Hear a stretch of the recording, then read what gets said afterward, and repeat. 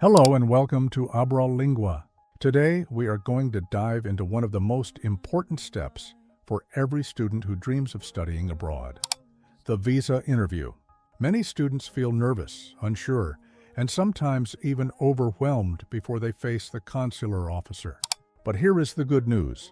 If you understand the purpose of the interview, if you prepare the right documents, and if you answer the questions honestly and confidently, you can greatly increase your chances of success. In this video, I will guide you through everything you need to know: why embassies conduct these interviews, what kind of questions they usually ask, how you can prepare the perfect answers, what mistakes to avoid, and how to leave the officer with a positive impression. By the end of this lesson, you will feel more confident and ready to face your visa interview with calmness and determination. Let's begin by talking about the purpose of the visa interview. Many students mistakenly believe that the interview is designed to trick them or to find reasons to reject their application. That is not the case. The consular officer has two main responsibilities. First, to check whether you are genuinely going abroad to study. And second, to make sure you have the financial and personal background that allows you to complete your studies successfully and return home after graduation. Remember that in almost every country's immigration law, a student visa is a temporary visa. That means you must convince the officer that your main intention is education, not immigration. If they suspect that you want to use the student visa as a way to live permanently in their country without following the correct legal process, they might refuse your application. Therefore, your answers should always highlight your educational goals, your career plans after graduation, and your ties to your home country. Now, let's move to the most common questions asked during a visa interview. The very first question that most students hear is, why do you want to study abroad? This question is simple, but it is also very important. You should never answer by saying, because I just want to live in your country, or because life is better there. Instead, you need to talk about the quality of education, the international exposure, the chance to learn advanced knowledge, and how it connects to your future career. For example, you might say, I want to study abroad because the program I chose offers a strong curriculum in my field and the professors are leading experts in their area. This education will help me return to my country and build a strong career in technology. Notice how this answer focuses on education, not immigration. Another common question is, why did you choose this university? Here, the officer wants to know if you really researched your options or if you randomly applied. A strong answer would be something like, I chose this university because it has a high ranking in engineering and it offers specialized courses in artificial intelligence, which is the area I want to focus on. I also noticed that the university has strong connections with industry, which means I will get practical exposure during my studies. This type of answer shows that you made a thoughtful decision. The next big question is about finances. How will you pay for your education? Be prepared to explain clearly where your money is coming from. If your parents are sponsoring you, you can say, my parents are my financial sponsors, and we have prepared all the required bank statements to prove that we can cover the tuition and living expenses. If you have a scholarship, mention the details of the award letter. Never say things like, I will figure it out when I get there. The officer needs assurance that you are financially stable before they issue the visa. Another very common question is, what will you do after graduation? This question is extremely important because the officer is testing your intention to return home. The safest answer is always to connect your studies abroad with your career plans in your own country.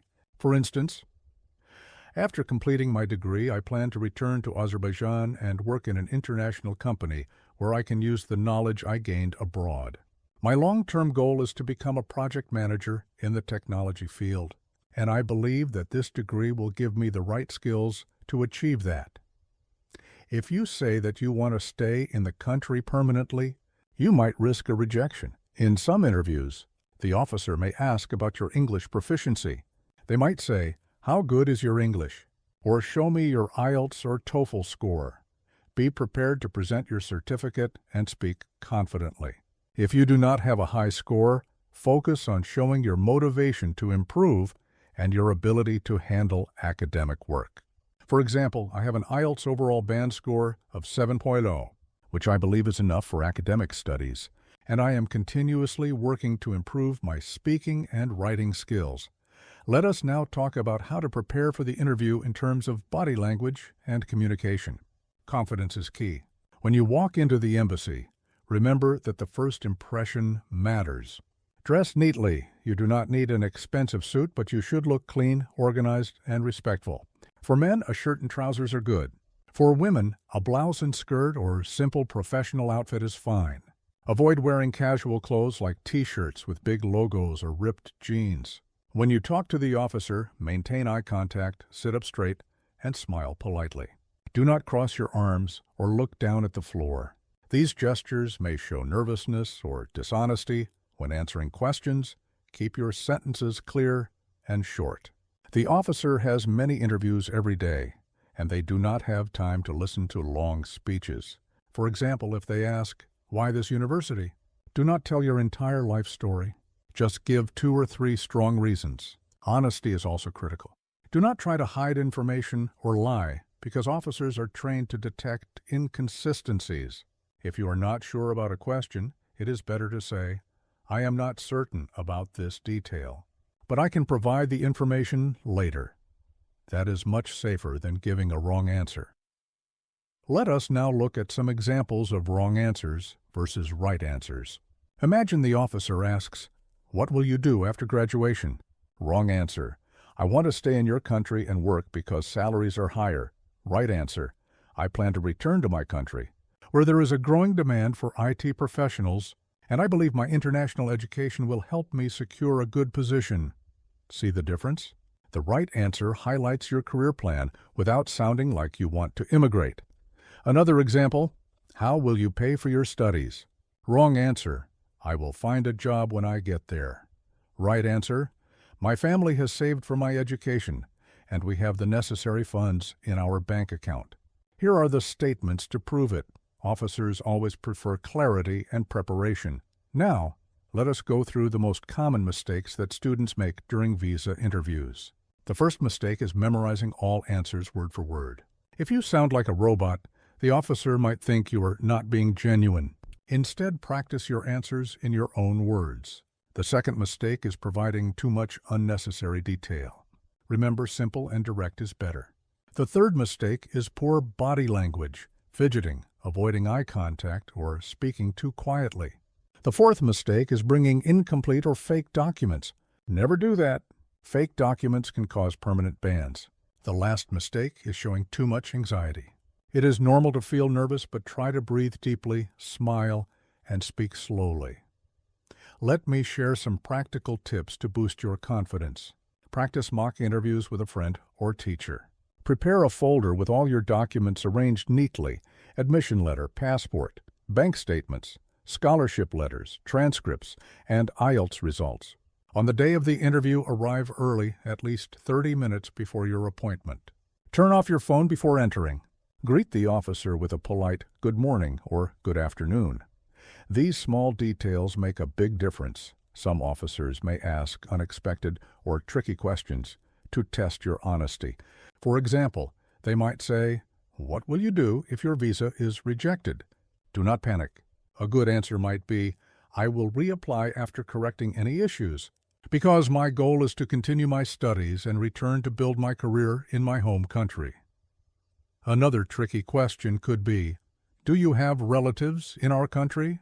If yes, answer honestly, but emphasize that your main focus is education, not family immigration. Let us also talk about cultural differences. In some countries, officers prefer very short and direct answers. In others, they expect a little more detail.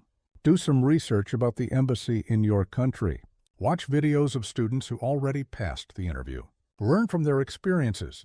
But remember, every case is different, so you must be prepared for anything. To summarize, the key to passing your student visa interview is preparation, honesty, and confidence.